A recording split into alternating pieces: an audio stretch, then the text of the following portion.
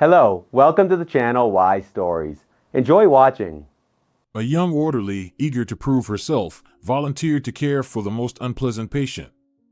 But the moment she crossed the threshold of his room, "Come on, God, faster," the young woman urged herself, frantically switching syringes in the hospital corridor. Her hands were trembling with nerves. She was terrified someone would notice her, and then that would be it. She wouldn't be able to avoid serious trouble. Footsteps echoed in the corridor. Someone from the staff was approaching. The medication in that syringe was supposed to be administered to a patient in just a few minutes, but the girl couldn't let that happen. "Damn it," she muttered under her breath when she dropped the syringe into the sink, trying to empty its contents. She first shoved the empty syringe into the pocket of her hospital gown, but afraid of a security inspection, she immediately tossed it into the trash bin. Then she took out a new syringe from her pocket, filled it with a different substance from a vial, placed everything on a tray, and set the tray on the counter. Having carried out her plan, she breathed a sigh of relief. She had managed to swap the syringe, and it seemed no one had noticed. She glanced around once more. "Thank God." "Ah, there you are," came the annoyed voice of one of the nurses behind her. "Am I supposed to run after you? You're tearing around the place like you've lost your mind. How am I supposed to keep up?" A stout woman, waddling heavily from foot to foot, slowly approached the counter, caught her breath, and, taking the tray, headed toward the old man's room. That injection was meant for him. The girl watched him go with a sense of satisfaction. After making sure the woman had indeed gone into the room where the old man lay, she quietly slipped down the stairs. Who could have imagined it would all come to this? That she would have to play James Bond in this facility, which was already hard enough to get into. After all, just a few months ago, she had been an ordinary orderly working part-time in a city hospital, earning modest wages and taking no risks whatsoever. Yet in a very short time, her life had been upended in ways she never could have imagined. Now there was no turning back. She had to see it through. It all began when a young woman named Thea came from her village to study in the city. She lived in a small apartment with her aunt and got a part-time job at a hospital not far from her home. They hired her as an orderly. The pay was meager, of course, but Thea was glad to have it because she desperately needed money. Besides, it was easy to combine work with her studies. Back in the village, her ailing mother remained, and Thea had to cover her treatment and medications, which were very expensive. Thea was by no means stupid and understood that without a good education and experience, she wouldn't land a well-paying job. In fact, she was lucky they had taken her on as an orderly. Even though she had a nursing degree, there were no nurse vacancies at all in that hospital. Actually, there were no open positions whatsoever. Even becoming an orderly was considered a huge stroke of luck. So she had to take whatever job was offered under less than ideal conditions. And Thea would have kept working for that humble salary for a very long time, if not for a single incident that would later turn her entire life upside down. One day, they admitted an old grandpa to this hospital. He wasn't poor by any means. He owned a chain of restaurants throughout the city. He occupied a spacious private room, living like a king. They provided him with the very best of everything, to make him as comfortable as possible. He had his own special meals, and every day, the doctors examined him first. His room was immaculately clean, complete with modern equipment. In short, the conditions were downright luxurious. Most people can only dream of such a setup. Yet despite it all, this old man behaved horribly. He had a terrible temper, was rude to everyone, and nitpicked anything and everything. He was perpetually dissatisfied. This was wrong, that was wrong. You could never please him, no matter how hard you tried. The entire hospital staff who had any dealings with him couldn't stand him. Everyone else did their best to avoid him, not wanting to ruin their mood. Young nurses, tears in their eyes, begged not to be sent to him. They complained that he sapped all their energy. 5 minutes of conversation with him was enough to drive anyone crazy, yet no one could refuse him medical care. Besides, none of it came for free. One day, Thea was walking down the corridor when she overheard a conversation coming from an office where the head of the department was having a heated discussion with some of the medical staff regarding that old man. Voices were raised, and people were speaking loudly in their agitation. Some were even shouting, expressing their displeasure so forcefully that Thea could hear quite a bit. "Listen, ladies, please just hang in there a little longer," the department head tried to reason with them. "You can put up with him yourself," one of the women replied. "He's sucked enough blood out of us. He's insane. He belongs in a madhouse." "At that age, a lot of people have quirks," the department head continued calmly. "You never know how life will treat you once you're his age. Would you like it if people treated you that way? Besides, he's paying the hospital handsomely, and I'll remind you that your bonuses come from that money." "That's your bonus," one of the nurses protested, "not ours. We get pennies, and we're supposed to endure his behavior for next to nothing? I do understand, but this is our job, and we have to do it. Then sit with him for 10 minutes yourself, Olivia, and afterward, tell us you understand. You're in your quiet office, while we have to deal with him every day." "Stop it, just stop," the department head objected indignantly. "I've been in to see him and spoken with him. I'm not just hiding away in my office. Yes, I agree, he's a difficult person, but you have to ignore his nagging and do your job. He's not just difficult, he's unbearable. We can't ignore him because he's constantly demanding something and making us do it right away." The women argued for a while longer without reaching any mutual understanding. Eventually, the hospital staff issued an ultimatum to the department head: either they would no longer be assigned to that obnoxious old man, or they would all submit their resignations as a group. No amount of persuading, including offers of double pay for dealing with him, could sway them. They were determined, as they had run out of patience. The hospital administration found itself in a difficult position. They didn't want to lose their employees. After all, the team was quite close-knit, and everyone did their jobs well. Replacing them would be no easy task, and there was no guarantee any new hires would put up with the old man's abuse. But they had to do something about him. Yet how? They couldn't just throw him out of the hospital, no matter how he behaved.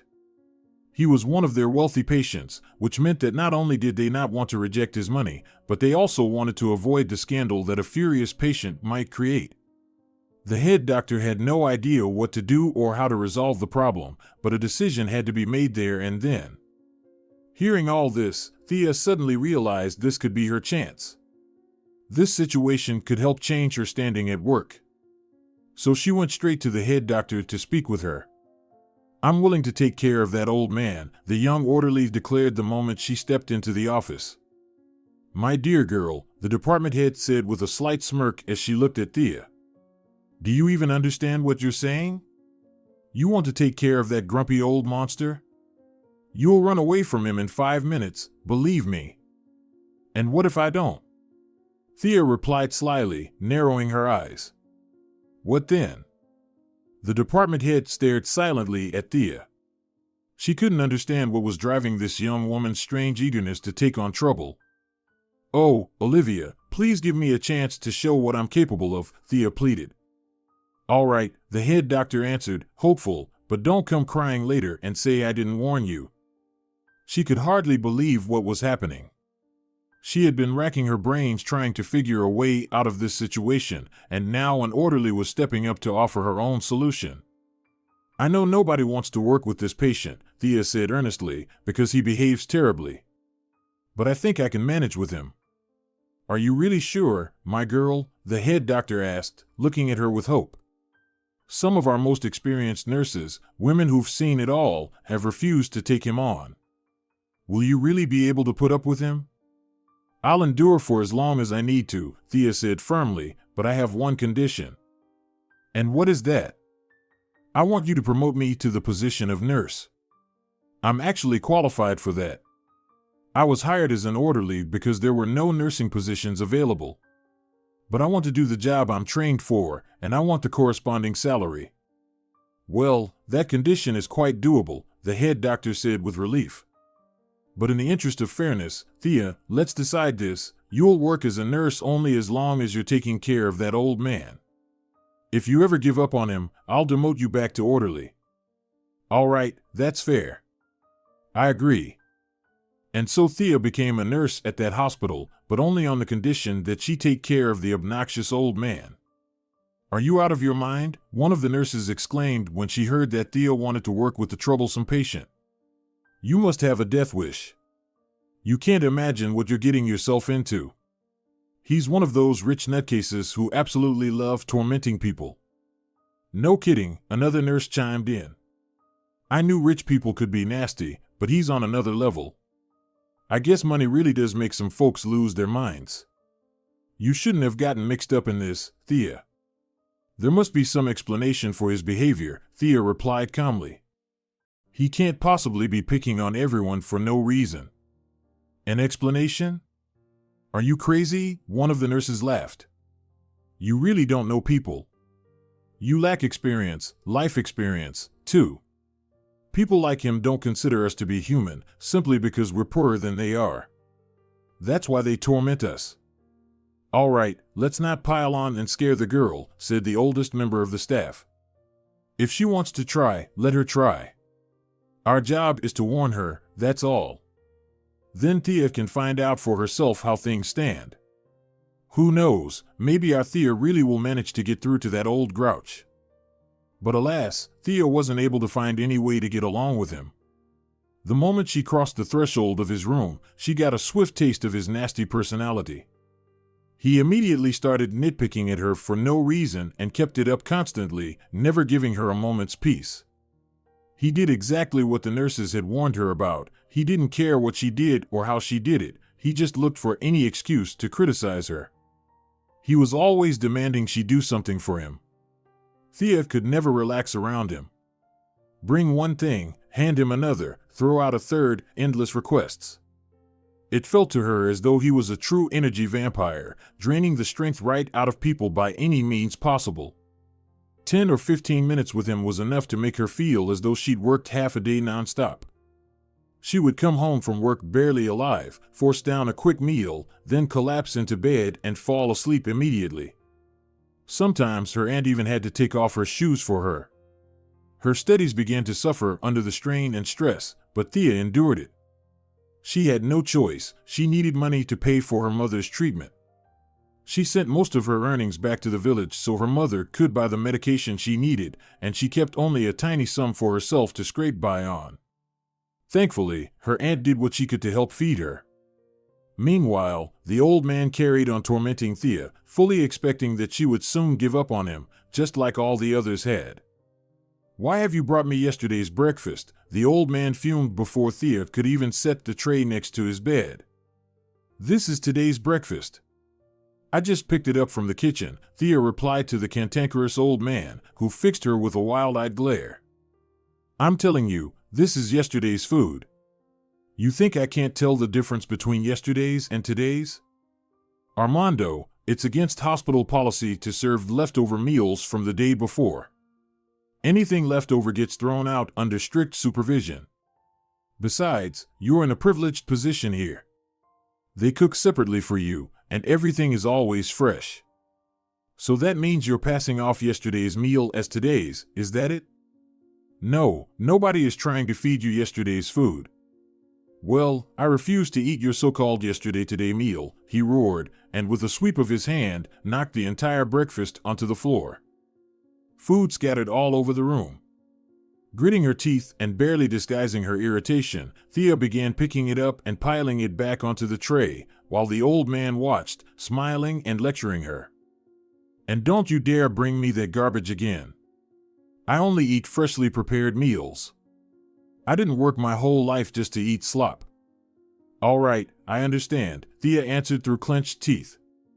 I'll personally check how fresh your meals are from now on. That's right. Now go get me something decent to eat. I'm still hungry, the old man ordered, or should I go without breakfast altogether? I'll bring you something right away, Thea replied. I just need to clean up in here. The floor is covered in food. Immediately, the old man screamed. I told you, I'm hungry. Thea flinched at his shriek. She stood up, grabbed the tray holding the scattered scraps, and started for the door without wiping the floor first. "And who's going to clean the floor?" the old man hollered after her. "Or are you expecting me to spend the whole day in this pigsty? Who are you talking to? Where do you think you're going?" Thea pretended not to hear and left the room, quietly closing the door behind her so she wouldn't have to listen to that odious old man. Tears of anger and hurt welled up in her eyes. She threw out the food and went to the cafeteria for a fresh meal, asking specifically for the very freshest fare so he wouldn't find another reason to pick on her. "What is wrong with you?" she wondered on her way back. "How can anyone be that nasty?" That day, the old man continued to give her a hard time. He criticized the new meal as well, claiming it was undersalted or too fatty. Then he started complaining about his medications, demanding to know who made them, why he was given those particular pills, and why Thea didn't know anything about them.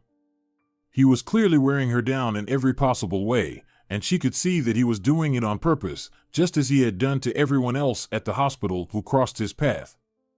"Well, how's the old man treating you?" one of the nurses asked Thea, who had slumped onto a corridor bench for a break, utterly exhausted. "I'm at my limit," Thea admitted. "I can't take much more. We warned you. He'll wring you dry, then move on to a new victim. He's out of his mind. I have to endure him." "I must," Thea said wearily. Thoughts of her mother helped her keep going. Her mother had no one else to rely on. Once upon a time, she had given her all for Thea, staying up nights and working 2 shifts. How could Thea not help her now? She loved her mother deeply. "I have to put up with this old man for my mother," Thea repeated through gritted teeth.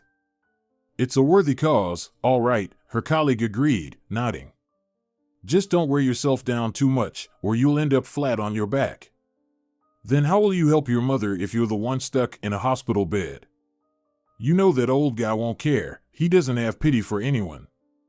"But I still hope he'll come to his senses," Thea said quietly. "I don't understand how someone can live so many years and not have an ounce of conscience. People like that don't usually change. You know what they say, only the grave can straighten a hunchback. That's how I feel about him. If he's never had a conscience, where would it come from now?" Thea didn't reply. She wanted to believe in something better, since she'd have to keep working with him for at least a few more weeks. Otherwise, if she refused, she'd lose her new position. And the old man wasn't getting any better. Judging by his condition, she'd be dealing with him for a long time to come. Exhausted, she clung to hope for something better, otherwise, she would have given up long ago. On her day off, Thea went to the village to visit her mother and to get a little break after a grueling work week. On the bus ride there, she heard a radio show in which a psychologist was fielding listener questions. Among them was someone asking why some people are so mean, always picking at everything, eternally dissatisfied, making life impossible for those around them. Specifically, a caller was talking about her elderly father who constantly frayed everyone's nerves and was so unbearable that no one could stand to be near him. Thea perked up at this. She recognized a striking similarity to her own situation with the perpetually unhappy old man she was caring for. She listened closely to the psychologist's response. The psychologist explained that in many such cases, the root cause of a person's anger is loneliness and dissatisfaction with their relationships. Ultimately, the individual withdraws and starts to resent the entire world, causing misery whenever possible. That's their way of protesting and drawing attention to themselves, much like school bullies who attract notice through bad behavior. And then Thea had a revelation. She realized that she knew nothing about the old man at all. She didn't know anything about his family, whether he had children or grandchildren, or what might be the real reason behind his behavior. Maybe he had nobody. Maybe no one loved him, and he was angry at the whole world because of it. Or, if he did have relatives, they clearly weren't concerned about their elderly family member. After all, she had never seen anyone come to visit him. So perhaps he felt lonely, abandoned by everyone, especially by those he cared about. Dissatisfied with his life, he took his anger out on other people. He was simply alone, masking his pain by lashing out.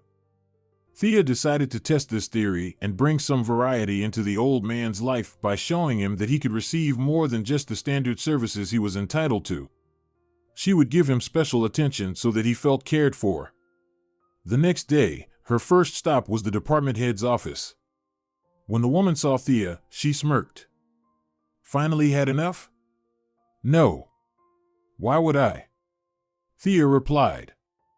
She pretended not to notice the woman's smirk. "Olivia, I'm here because I need a wheelchair." "A wheelchair?" "Why?" the woman asked, puzzled. "I want to take the old man outside for a walk. The weather is wonderful, and he's been cooped up in that stuffy room. That can't be good for his health. He's never going to recover at this rate, but fresh air would do him a lot of good." "Well, aren't you a sight? He'll probably tell you to get lost with your wheelchair. But do what you want, it's your call. Go see the charge nurse and tell her I said it's fine." "Thanks." Delighted, Thea dashed out of the office. When she rolled the wheelchair into the old man's room, his eyes nearly popped out of his head. "Who's that for?" he demanded. "For you," Thea answered, flustered. "You're the patient, after all." "Why?" "I'm not disabled." "It's a surprise," she said with a smile. "What kind of surprise?" "I don't need your surprises," he grumbled, but he did let her help him into the chair. In silence, Thea took him down in the elevator and out onto the hospital grounds. The weather was stunning, birds singing, a warm breeze, everything lush and green, enough to brighten anyone's mood. She pushed him around while he sat quietly, looking at the scenery. The entire hospital staff watched them through the windows, amazed by what they saw. It hadn't occurred to anyone else to take the old man outside for a change of scene. Judging by his expression as Thea brought him back to his room, he'd actually enjoyed the outing. But Thea's efforts to connect with him didn't end there. That evening, she decided to bring him a book she thought he might like. She'd done some investigating about his interests to pick something that would suit his tastes, and now she was heading to his room with a very engaging novel. When she entered, she found him cycling through TV channels with the remote. Spotting Thea, he complained that, as usual, there was nothing worth watching. Thea smiled, took the remote from his hand, and turned off the TV. "Why'd you do that?" the old man protested, though his voice no longer had its old harshness. "The football's about to start. I wanted to watch it." "I know, but it's just a regular game, not the most interesting one. You won't lose much by missing it. I'll tell you the score in the morning, but right now I have something much more interesting for you." She produced a book, sat down next to the old man's bed, and started reading aloud. At first, the old man grumbled and turned his head, as if to show her he wasn't interested. But then he started listening to Thea's calm, steady voice and settled back onto his pillow. The book was indeed a good choice. Thea had guessed his tastes correctly. Before long, she could hear his slow, even breathing. He was asleep. She marked the page, closed the book, rose, and left the room. It was her first peaceful day, a day when he didn't torment her or find fault. Thea felt full of energy and in a wonderful mood. She got home feeling refreshed and alert, and thanks to that, she was finally able to devote enough time to her studies. At last, her life seemed to be improving. She started reading to him regularly. The old man got so used to it that he even began requesting certain books he wanted her to read, and she gladly borrowed them from the library. Thea noticed that no one visited him or paid attention to his appearance, so he had become quite unkempt. She decided to tidy him up a bit, especially given his status. People like him generally prefer to look dignified, yet he looked more like a homeless man than a wealthy gentleman. Thea invited a skilled hairstylist she knew personally, who trimmed and shaved him carefully and professionally. Looking at himself in the mirror, the old man smiled for the first time since arriving at the hospital. No one had seen him smile until then. He practically lit up. Everything turned out splendidly. The patient was pleased, and so was Thea. A contented old man was a calm old man, which made her job far easier. The hospital staff was amazed. No one had expected Thea to succeed with this challenging patient, but she had managed to connect with him almost effortlessly. "How did you come up with all that?" one nurse asked Thea, unable to hide her astonishment. "I realized that his bad temper was rooted in loneliness, and from there I just trusted my instincts. I figured it would help, and as you can see, it worked," Thea said happily. "It really did. You're incredible." "I would never have guessed," the nurse replied, nodding in approval. "I might not have either," Thea admitted, "if I hadn't been desperate. I had to find a way to handle him or lose my job." "Hey, girls, we're finally off the hook. The old man's getting discharged tomorrow," a young colleague exclaimed, running over to them. "The assistant director said he'll be gone by the day after tomorrow." "Really? They cured all his ailments?" another nurse asked. "He's been here so long, I thought he was in for life." "Well, whatever they cured, there's no reason for him to stay. Time for him to go." "Exactly. Good riddance, and hopefully he never comes back." The nurses, delighted, went off to share the news. Thea, on the other hand, had a troubling thought. That meant she would be demoted back to an orderly after all the hard work she'd put into handling this difficult patient. And so it was. The head doctors thanked Thea for her excellent work with the old man and told her that, since he was being discharged, Thea would be returning to her position as an orderly on half pay, just like before, because the hospital couldn't afford to hire another full-time nurse. She did promise to support Thea's future career development, but Thea knew better than to rely on it. Management always held out the carrot of better things in some distant future. In the here and now, she was to continue on meager wages. It was upsetting, and her life reverted to what it had been before. On his last day in the hospital, Thea brought him his lunch and medication, and the old man noticed her sadness. He couldn't help but ask the reason. After all, it was Thea who had gone above and beyond her duties to do so many kind things for him. "What's the matter, dear? Why do you look so down?" he asked. "Because they're discharging you," Thea replied, without raising her eyes. "Are you really going to miss me?" the old man smirked. "That too. All right, I've been around for a while. I can tell there's more to your mood than that. Go on and tell me, since we've become friends. Maybe I can help." Thea didn't hide anything.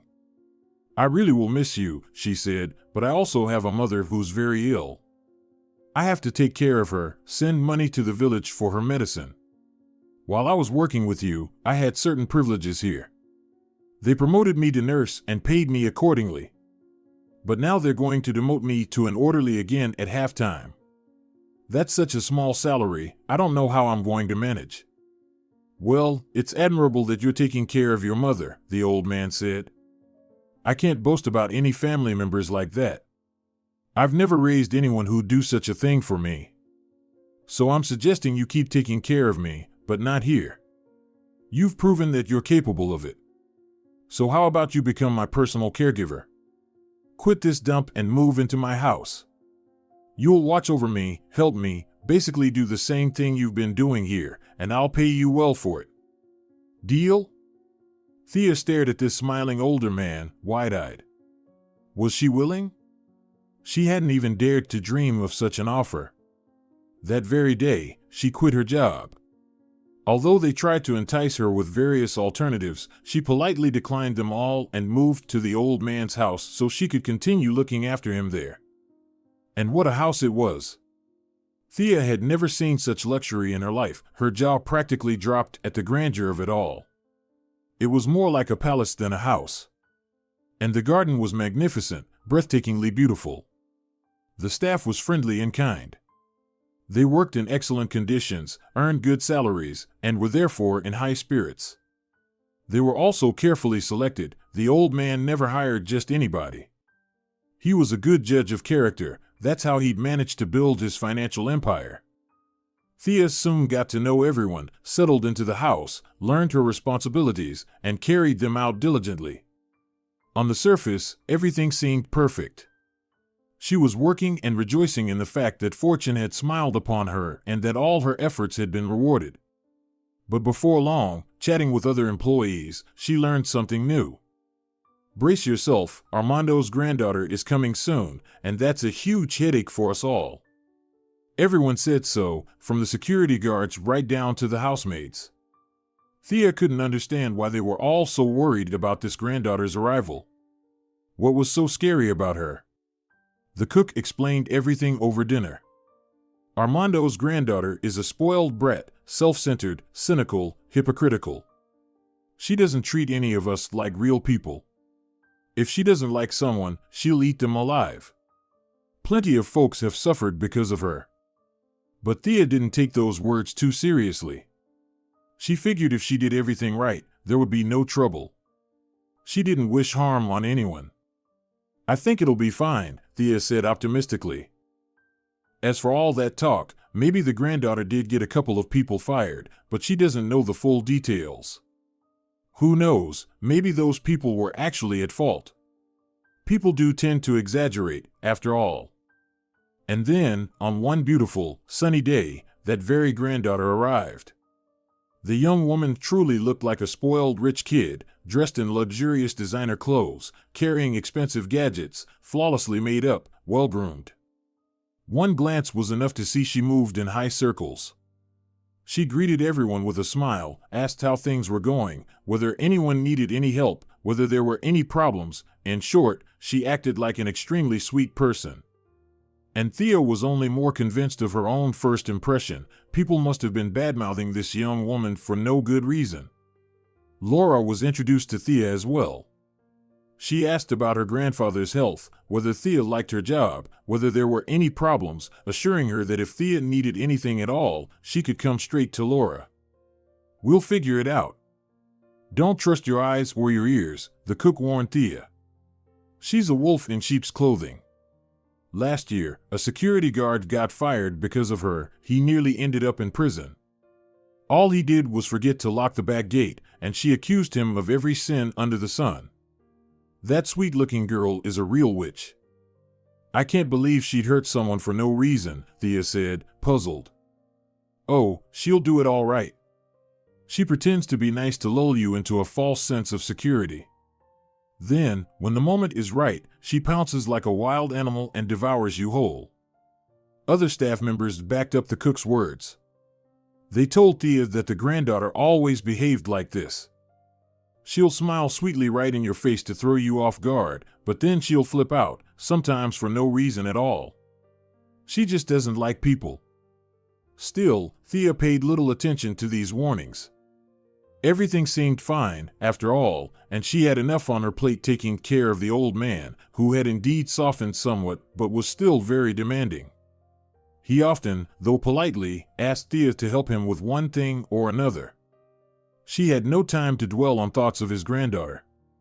One day, the perfect chance arose to invite Armando to the theater. Thea's aunt worked there as a cloakroom attendant and got her niece tickets for some good seats. Without a second thought, Thea decided to plan a special evening for the old man. He agreed. He hadn't been able to go anywhere for quite a while because of his health issues, so this felt like a rare opportunity. After all, Thea was trying to brighten up his days. The granddaughter decided to join them, too. During the entire trip, Laura kept showering Thea with compliments. "Thea, you're truly a godsend of a caregiver. I feel so much more at ease about my dear grandpa now. You can't find people like you these days. My goodness, we're so lucky to have you." Armando nodded in silence, apparently agreeing with his granddaughter's every word. Everyone enjoyed the performance. It was a wonderful evening all around. Thea was pleased she had managed to make both the old man and his granddaughter happy. But a week later, the entire household was in turmoil. It turned out Laura had discovered that a large sum of money was missing. According to her, she'd kept some savings in her wallet in her room. Naturally, she hadn't locked the door, first, because no one ever went in without permission, and second, because this was her home. That day, however, she found that her wallet, and the money, was gone, a substantial amount. Everyone in the house started searching, turning everything upside down until, eventually, the missing wallet was found under Thea's mattress. Without hesitation, Laura accused Thea of stealing. She refused to accept any explanations and wouldn't listen to a word Thea tried to say. "My God, how disgusting!" Laura exclaimed, her face twisted in revulsion. "I never would have thought that a sweet young girl like you, Thea, could do such a thing, stoop to being a common thief. And after everything we've done for you, were we not paying you enough?" "But I didn't take anything," Thea tried to defend herself, her voice trembling with hurt and tears. "I'd love to believe you, but the facts, my dear, speak for themselves," Laura declared. "Not only was my wallet with the money found in your room, but you're also the newest person here. Everyone else has worked here for a very long time, and I trust them completely. You only arrived recently, and look, you've already stolen money. What did you think would happen?" Thea almost burst into tears from the unfairness of it. She couldn't say a word in her own defense because her throat felt tight and tears threatened to overwhelm her. And that look, Armando was watching her intently, and in his eyes, she saw both condemnation and regret. She couldn't bear that gaze. "Oh, Grandpa," Laura sighed, "see how appearances can be deceiving sometimes. I always say you can't trust anybody. And here I was, fooled again. She seemed like a nice, sweet, hard-working girl, and look what was really in her head. It's sad, but it happens often among the less fortunate." Laura kept piling on the drama, not giving Thea any chance to speak in her own defense. "How could this have happened?" Armando said, shaking his head. "How?" He was gradually growing angry. Could this young girl really have tricked him? He had honestly believed in her honesty and decency. Thanks to her, he had begun to trust people again, and now this. Why would she betray him this way? Over some money, she had thrown away everything that had been done for her? After all, she had been paid well. So why? All these thoughts tangled in his mind. In a rage, he slammed his fist on the table. Thea covered her face with her hands and ran out of the room, sobbing, while Armando and Laura continued discussing what had happened. Sometime later, Armando cooled down. He instructed one of the house guards to tell Thea that they would not be reporting her to the police. At first, Laura tried to persuade him otherwise, but in the end, they decided not to go through with it. After all the money had been returned, not a penny was missing, so the police weren't necessary. The old man said he would simply fire Thea without paying her last month's salary, and she was never to set foot in the house again. "Oh, girl, you got off easy," said the cook, seeing Thea to the door. "We all warned you, didn't we?" "Well, at least it didn't go to the police. Laura surely would have seen you locked up. And we all know you're innocent, we believe you, but sadly, no one here will even listen to us." The cook gave Thea a farewell hug and disappeared behind the gate. The girl trudged back to her aunt's place, and when she told her what had happened, all her pent-up emotions spilled out. Choking with sobs, she swore she hadn't taken a single cent and would never steal from anyone. "You see, Thea, people were right when they warned you about that granddaughter," her aunt said sympathetically. "Whoever planted the money in your room didn't do it by accident. But I definitely didn't take it. At least you believe me, don't you?" "I believe you, Thea. I've helped your mother raise you since you were little. I know you would never do such a thing. You weren't raised that way. Someone clearly framed you, but who and why is a mystery. The only thing we know is that as soon as Laura showed up at her grandfather's house, you started having problems. I didn't have any enemies there. I got along fine with everyone, no one would want to hurt me," Thea lamented. "So that means it was the granddaughter's doing, I'm sure of it," her aunt said, trying to soothe her. "That's how the rich are, they're all the same, always scheming something. They like to make trouble for others. But don't worry, life doesn't end here. You'll finish your studies and find an even better job later. Just be glad they didn't go to the police, or you might have ended up in prison because of these crazy rich folks." The aunt did her best to console Thea. She truly believed in her innocence. After that incident, nobody bothered Thea. They really didn't report her to the police, just as they'd promised. But the old man's granddaughter played another nasty trick. She paid for an article in a local newspaper in which Thea was labeled an ungrateful thief. The article presented a twisted version of the story about the missing money at Armando's house, emphasizing that despite Thea's disgraceful act, Armando, being a noble soul, had shown leniency. He hadn't filed a police report in order not to ruin the life of a young girl who had taken a wrong step. He simply forgave her and fired her. That was it. Supposedly, the girl's life hadn't been destroyed by prison time. Yet Thea's guilt had never been proven, so what prison could there have been in the first place? The article turned everything upside down, making it seem as though Thea's guilt was established and that she was simply pardoned. But who wanted to distort the truth like that, and why? Thea couldn't figure it out. It just made her sad and hurt. The world felt cruel and unfair. If Laura paid for that newspaper article, her aunt explained, it means she wanted to smear your name. That's exactly what she was after. But why? I didn't do anything to her. I'd only known her for a couple of weeks, Thea said in disbelief. I don't know, Thea. I'm sure you somehow got in her way. Maybe you stepped on her toes. We don't know yet. But believe me, one day everything will make sense.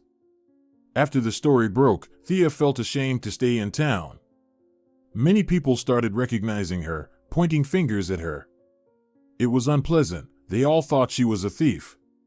She decided to go back to her village without finishing her studies. It was calmer there. And she could keep an eye on her mother. In any case, she couldn't send her money right now. In the village, Thea found her mother half dead. The treatment wasn't helping much, and the older woman's condition was worsening by the day. Thea said nothing about her adventures in the city. She didn't want to upset her mother any further. She merely said she was taking some time off and would return to the city later to continue her studies. Mama, why didn't you tell me things had gotten so bad? I worry about you, the girl asked, hugging her mother. I didn't want to distract you, darling. You need to focus on your studies, find a good job, make something of yourself. My time is already up, her mother replied. I'll do all of that, but I can't lose you. You mean the world to me, Mom. I understand, child. Don't worry, God will decide. Just don't sacrifice your future on my account. Your whole life is still ahead of you. The daughter embraced her mother tightly for a long time, leaning over her bed. The illness advanced rapidly. At first, her mother could barely walk, then she became bedridden, and a few months later, she passed away. Thea was devastated. For several days after the funeral, she didn't leave the house at all, sitting alone in the dark, trying to process her grief. She felt overwhelmed, but eventually she pulled herself together and began to think about how to go on. She knew that more than anything, her mother would have wanted her to be happy. So she resolved to do everything she could to build a life for herself. Thea decided to get a job at the local dairy factory, the only large enterprise in the area that paid a relatively decent wage. It wasn't the kind of job she had ever dreamed of, nor what she had studied for, but over time, she started to like it. She got used to the factory and her coworkers, and there even seemed to be some career prospects for her. It looked like her life was getting back on track. Thea often visited her mother's grave, telling her about all her comings and goings, sharing her news. It always helped ease her burden, because she knew her mother was listening and was proud of her, even though she dropped out of college. Maybe she'd go back someday, but not now. Half a year later, rumors began circulating around the factory that some bigwigs were buying it out. After that, everyone was bracing for significant changes. Nobody knew exactly how things would change, but the older workers warned that nothing good would come of it. And Thea, who had already had some dealings with such important people, was also anxious about the news. Who knew what decisions these people might make? She was utterly stunned when she saw the factory's new owner. It turned out to be none other than Armando's granddaughter, Laura, whom she already knew all too well. Laura had decided to venture into this line of business and had bought the factory. Of all the people in the world, Laura was the last person Thea wanted to see. She knew this woman only brought trouble. At first, Thea did all she could to keep out of Laura's sight, hoping to keep her job for as long as possible. But one day, while the new boss was touring her property, specifically the workshop where Thea worked, Laura recognized her immediately. "You," was all Laura could manage to say, clearly shocked at this encounter. "I never thought you'd cross my path again." "It seems like they'll hire just anyone around here," she remarked to her deputy, whose expression made it clear he didn't understand her complaint. "Well, no matter, we can fix that." And starting the very next day, Thea began having problems at work, mainly involving an excessive workload. They demanded that she meet impossible targets. However, that was the least of her worries. Sometime later, the new factory owner decided to make cutbacks. Because Laura didn't understand this business well, it was facing difficulties. And the solution she came up with was to shrink the workforce and lower wages. A simple fix, though hardly a good one. Yet that was all she could manage. Naturally, Thea was among the first to be laid off. Having lost her job again, she stayed at home for a while before deciding to return to the city. There was no other work in the village, and she needed to earn a living somehow. But Thea didn't just want to return to the city, she headed straight for Armando's house, determined to speak with his granddaughter once and for all. Thea realized she should have done this a long time ago instead of running away from her problems. If she had, maybe she'd still be living normally and working at the factory as before. Approaching the gate of the house, she saw a familiar security guard walking toward her. He was delighted to see her. "Thea, hi. It's been ages. Where have you been?" "How are you?" the young man asked. "Oh, Diego, hello. I was back in the village with my mother. She died last year. My condolences. I've already come to terms with it, you know. I decided to stop by here to talk to the mistress about a few things." "You mean Laura? What happened?" "You know, I need to sort out that old conflict. I have a feeling I won't find peace until it's resolved." "You mean the stolen money?"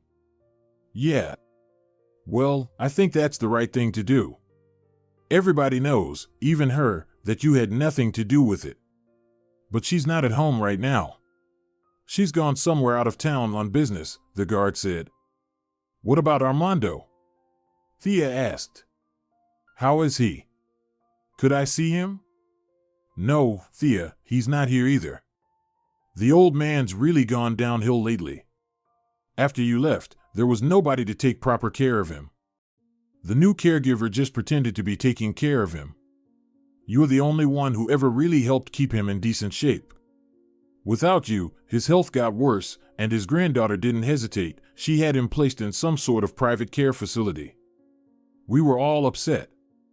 We're afraid that once the old man dies, she'll fire us all. It seems Laura only makes everyone's life worse," Thea concluded. "You're absolutely right, Thea.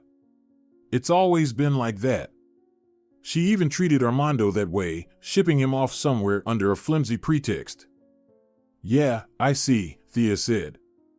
"If only I could find out who framed me back then." Diego grew visibly uncomfortable at these words and lowered his gaze. Thea couldn't ignore his reaction. "Diego, am I imagining things, or do you know something?" she asked. "Come on," he said. "I want to show you something." They went into the security room, and Diego took out a flash drive containing old surveillance footage from the house. The recording showed Laura herself taking her own wallet and sneaking it into Thea's room. "You knew all along?" Thea sprang up from her chair in outrage. "And you said nothing? You let them accuse me of something I didn't do? Diego, how could you?" "Forgive me, Thea," he muttered, staring at the floor. "I had no choice." "But why?" "That evening, she came to me and told me to erase all the camera footage. Naturally, I asked why, and she said it was none of my business, I just had to do it. She wanted me to do it in front of her, but then she got a phone call and had to leave urgently. She told me she'd be back in an hour, and if there was so much as a trace of footage left, she'd break my neck, in her own words. But once she left, I decided to see what was on the recordings, and that's when I saw this. I immediately copied it onto a flash drive, just in case. You never know, right? She came back later and asked me right off the bat if I'd watched the footage. She saw my face and figured I had. I can see in your eyes that you looked at it, she laughed, and then she hissed, if you breathe a word of this to anyone, I'll strangle you. There won't be anything left of you. You know what I'm capable of. After that, I decided I'd only release the recording if it became absolutely necessary. And then, when I realized they just fired you and weren't bringing in the police, I figured it wasn't worth risking my own skin. Does anyone else know about this recording? Thea asked. No one, Thea. Just me, and now you. Diego, will you give it to me? Are you planning to go public with it, Thea? No, not right now. I understand if I expose everything right away, I'll be dragging you into it as well, and bringing trouble down on myself. Laura has plenty of connections, she'd find a way to wriggle out of it and then make us both pay. I need someone powerful on my side before I do anything. First, I have to find Armando. All right, Diego agreed. I'll give you the address of where he was taken. I should still have it somewhere. Just then, Laura's car pulled up to the house. Why is she back so soon? Diego muttered, pressing the button to open the gate. I wasn't expecting her until the evening. Laura's car drove in, and Armando's granddaughter stepped out. Spotting Thea on her way to the house, she demanded, "What are you doing here?" "I came to settle things with you once and for all," Thea said. "To put all our cards on the table." "Fine, let's go inside," Laura replied. The moment they entered, Thea started talking. "Laura, I don't understand. Why did you frame me with that money in the first place? Where did I ever cross you? We both know I didn't steal anything. What was the point of all that drama? I thought we were getting along." "You only thought so," Laura smirked. "You're so naive, honestly. I just don't get you. My grandfather, who's clearly lost his mind, actually wanted to leave you part of his inheritance," she added with a sour expression. "Can you believe that? He's known you all of 2 weeks, and already he was ready to sign over a chunk of what he spent his entire life working for. Tell me, Thea, does that sound fair to you?" "But I never asked him for anything," Thea said. "I honestly had no idea." "That's irrelevant," Laura retorted. "The important thing is that at least he had the sense to consult me first. As if I was supposed to say, 'Sure, Grandpa, go ahead and give half your inheritance to some girl you barely know. Sounds great to me.' Not a chance. Of course I was against it. And so you decided to frame me? What else could I do? I certainly wasn't going to let the old fool think that some random girl was more important than his own flesh and blood. He had to sign everything over to me, not hand half of it to you. But that's all sorted out now. He signed it all to me. Justice is served. That's how it is, sweetheart." "I'm happy for you," Thea replied. "I hope you have enough money now that you won't need to frame anyone else." "We'll see," Laura answered with a sneer. Their conversation ended there. Thea had nothing more to find out from that woman. She decided to go to the very care facility where the old man was staying. Tracking it down wasn't hard, since she already had the address. And there weren't that many closed-type facilities of that sort in the city, only 2. So finding the right one wasn't difficult, but getting inside was another story. They wouldn't let anyone in under any circumstances. Thea came up with an obvious solution to the problem. She tried to get a job at that facility. She wasn't successful on her first attempt. Initially, they didn't want her there, as she didn't inspire their trust. But on her second try, she managed it. She agreed to work part-time, which appealed to the administrator, who was looking to cut costs on staffing. As soon as Thea started working, she began looking for Armando. She didn't find him right away, because employees couldn't freely move around the facility. There were special passes granting staff access only to certain wings of the institution. She had to do quite a bit of digging to discover where the old man she knew was located. At first, she didn't even recognize him. He'd become so frail, he'd lost weight, turned very pale, and was hunched over. It looked as though he didn't have much time left. But Armando recognized Thea right away. The moment he saw someone who genuinely cared about him, he immediately brightened. He'd long forgotten about the stolen money and all the conflict surrounding it. He'd been feeling so sad and lonely in that care facility that a familiar face was like a sip of water in a desert. Thea approached him with a smile. "How are you, Armando?" she asked softly. "Not so great," the old man replied, smiling back at Thea. "They're not looking after you very well, are they?" "Oh, Thea, there's no care at all here." "But what brings you here?" "Well, I went to your house to see you. I hadn't seen you for a long time. Once I found out where they'd sent you, I realized you might be lonely." "You're right about that. This place is awful, Thea." "I can't stand it anymore," the old man complained. "I understand. I don't like it here either. I only took this job for your sake." At that point, Armando remembered why Thea had left his house and realized that firing her hadn't been the wisest decision on his part. His granddaughter hadn't looked after him at all afterward, and by firing Thea, who had brought so much good into his life, he had effectively abandoned himself to his granddaughter's neglect. "My dear girl, forgive me. I was wrong to dismiss you. I don't know what came over me back then, but I shouldn't have treated you like that." "If you mean the theft, well, I never took your granddaughter's money," Thea said. "I was simply framed." "I guessed as much," he replied, lowering his eyes. "I realized it later, when I understood how my granddaughter truly felt about me. She's the one who locked me away here instead of finding me a proper caregiver. She never visits, never asks about my condition. And recently, I found out she told the care facility's management to contact her only after I'm no longer alive. I suspect none of that is accidental, Armando. I actually have proof that shows I'm innocent and may shed light on your granddaughter's motives, but that's not what matters right now." "Then what does matter?" the old man asked. "Your life, Armando," the girl answered resolutely. "There are various rumors about this place, and none of them are good. It was hard to get hired here, but I barely managed it, even for a meager salary. They only bring in a certain kind of people, apparently because there's some shady business going on that the management wants to hide from the outside world. They need employees who know how to keep their mouths shut."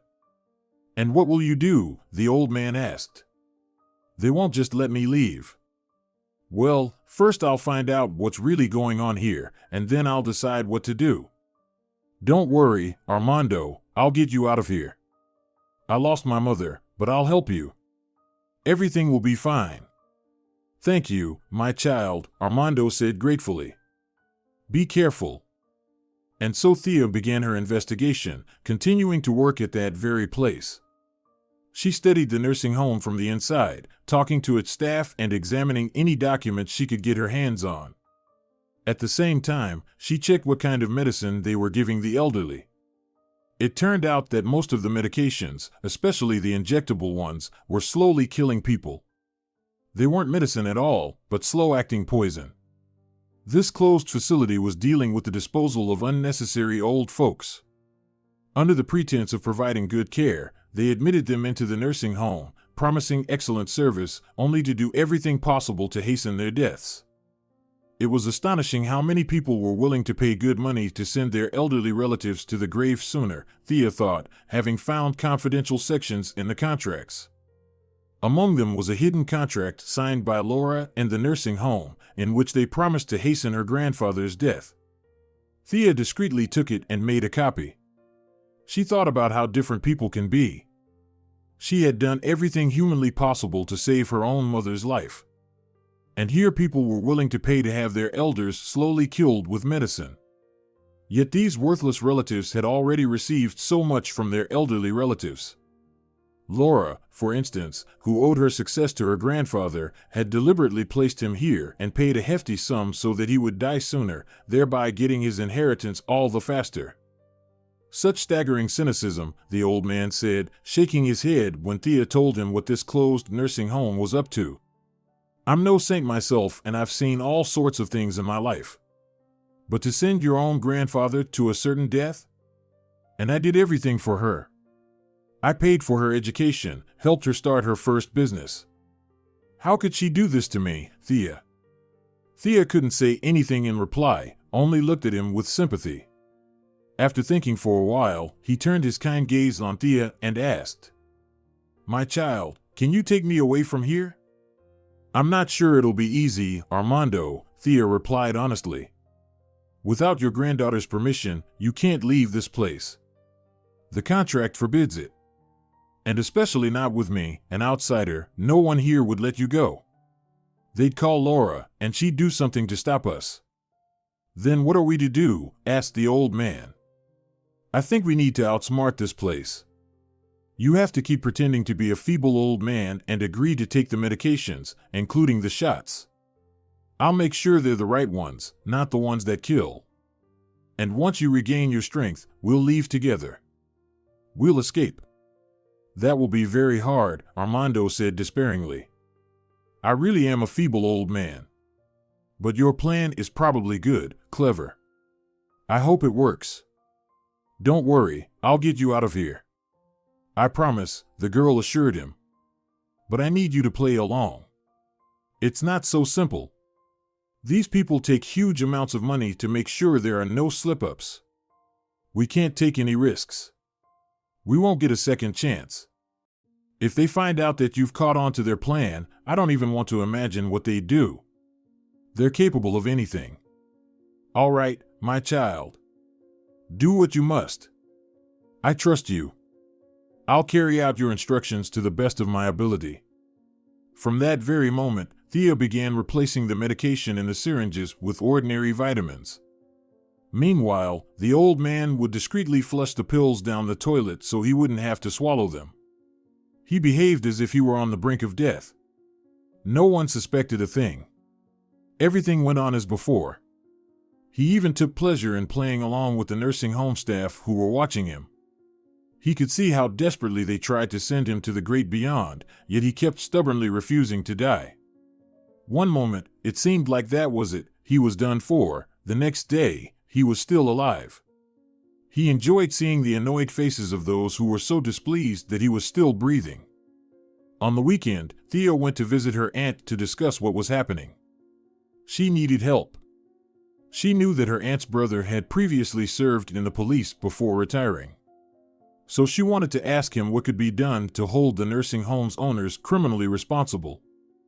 After speaking with him and seeing how quickly he understood the case, Thea realized that powerful people were backing this establishment. They were the ones shielding it. That meant she needed solid evidence so other influential people could be involved to shut down this disgusting operation. She also needed connections to save the elderly. The law by itself wouldn't be enough. Thea tirelessly collected evidence and passed it on in secret to the former police officer: documents, medications and syringes, pills, recorded conversations with the staff and doctors, anything she could get her hands on. Eventually, she gathered enough evidence to shut the place down. The police raided the nursing home, conducted searches, arrested several people in charge, and seized documents. In the end, the establishment was closed, and all the elderly who were there were either sent home or transferred to other facilities. Armando returned to his own home, where his granddaughter, who clearly didn't expect to see him alive again, was struck speechless when he got out of the taxi. The nursing home staff had assured her that her grandfather was on his last legs, that he only had a couple of days left. Yet here he was, alive, healthy, and in good spirits. Smiling, he addressed his granddaughter. "Well, hello, Laura," he said cheerfully. "Aren't you glad to see me?" "Oh, of course, grandfather," Laura answered with a forced smile, barely forcing out the words. "You know, they kept treating me there in that nursing home, but never really finished. And now it's been shut down entirely. Turns out they were poisoning old folks with some kind of meds that killed them slowly. That's what the police said when they arrested everyone. They took big money from the relatives, but instead of helping the elderly, they were killing them. What scoundrels, said his granddaughter. Who would have guessed? Such a reputable place. That's what I'm saying, Laura. People will do anything for money. I'm lucky they didn't manage to finish me off, since I got help. At that moment, Thea stepped out of the car, also smiling. Laura certainly hadn't expected to see her. Slowly walking up to her, Thea spoke. You see? I saved your grandfather. I helped him break free from that terrible nursing home. That's absolutely true, the old man confirmed, hugging Thea. She's my savior. If she hadn't been there, they would have treated me to death. Grandfather, have you forgotten why we kicked her out in the first place? Laura demanded indignantly. What did we kick her out for? He asked, bewildered. She's a thief. Laura shouted. She stole money from me once, and she'll steal it again if she gets the chance. Who knows what else she might do? It's not true, Thea said, taking a flash drive with surveillance footage out of her handbag. Let's go inside and see what really happened to that money. Together with Armando, they played the surveillance recording at the house, and everyone saw it. Until that moment, Armando had no idea what was on the tape. Now he watched his granddaughter Laura slipping her own wallet full of money into Thea's room. He was shocked. I think, Laura, your greed has driven you mad, Thea said. You already have so much, yet you still do terrible things just to grab more. But what's worse is that, for money and for an inheritance, you even decided to kill your own grandfather by sending him, at great expense, to die in that nursing home, she added indignantly. I have the classified, basically secret, part of your contract with the nursing home, which states they promised to send your grandfather to his grave within 1 to 3 months. Here it is. She took out a copy of that contract, along with the original she had obtained from the police. This is how far your greed has taken you. And that's attempted murder, a criminal offense. But we won't report it to the police, we don't want to ruin your life. Armando will decide what to do with you. The grandfather stood there in disbelief as he watched the surveillance footage. He already knew enough ugly truths about his granddaughter, but now he saw how she was capable of such cynical lies and setups. Above all, Armando was enraged by the fact that people were making a fool of him, his own granddaughter, no less. This spoiled person had tried to deceive her grandfather, using his good caretaker, and then nearly sent him to his grave just for the inheritance. Get out of my house and never come back, the old man said without looking at Laura. I can't stand the sight of you. Laura silently obeyed. She took her handbag with a scowl and left the house. Call my lawyer, the old man instructed the guard. I'm going to rewrite my will. My whole life, I cared for that girl. I did everything for her, but as we can see, it only did her harm. Now I'll fix my mistake. I'm cutting her out of my inheritance. Let her manage on her own in life, maybe that'll make her at least a bit more human. And so his granddaughter lost everything she had been counting on. The old man decided to leave his entire estate to Thea. I'm going to put everything in your name, Thea, he told her resolutely. I have no one else, and you've already helped me twice. You saved my life. You deserve all my property and my money. Thank you, Armando, but I don't need anything, Thea immediately responded. I just wanted justice. All I need is a job. I can provide for myself. Thea, do you understand what you're turning down? It's a huge amount of money, the old man said, astonished. You'd never have to work another day in your life, and neither would your grandchildren. But I want to work, Thea replied. I want to achieve everything on my own. If my mother were still alive, maybe I'd ask for something on her behalf, but she's gone, and I personally don't need a thing. I don't want to become like Laura. I'd rather earn my own living, it's better that way. And it's better to use the money to build truly decent nursing homes, so older folks will have a place to live and be well cared for, rather than poisoned. Well, that's very noble, the old man replied. Then let's do that.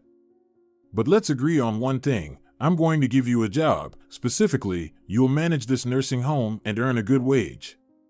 After all, who better than you to handle such a job? Do you agree?" "That, I agree to." Thea smiled. Before long, Thea began working as an administrator at a new, fully equipped nursing home built with the old man's money. It provided the elderly with a wide range of high-quality, beneficial services. It turned out people were more than willing to pay for extending their loved ones' lives, not just cutting them short. Demand for the place was overwhelming. Thea did very well. The business flourished. The grandfather passed away not long after. He was very old, and his health had suffered significantly from his time at the other nursing home, but he lived out his final days well and died with a smile on his face. Thea used the remaining funds he left to expand the business further. She opened a network of nursing homes throughout the region where the elderly received respectful and proper care. Thanks to this, Thea became well known. People recognized her as a worthy, decent, honest woman and trusted her completely. Not long afterward, she met a wonderful doctor who also did noble work. He not only treated people, including the elderly, with serious illnesses, but also looked for sponsors to fund it. Some conditions require very expensive procedures and medications that most people can't afford, and banks won't give them loans for treatment because they're old and frail. But this doctor found philanthropists who donated to those in need of high-quality medical care and then organized the treatment. Thea and this doctor became close and got married. Together, they continued caring for people, doing good for society. Later, they had children. Thea became the happiest woman in the world, or so she believed. And indeed, she found her happiness without taking a penny from anyone else, apart from the old man's investment, which was put to such an important and noble cause.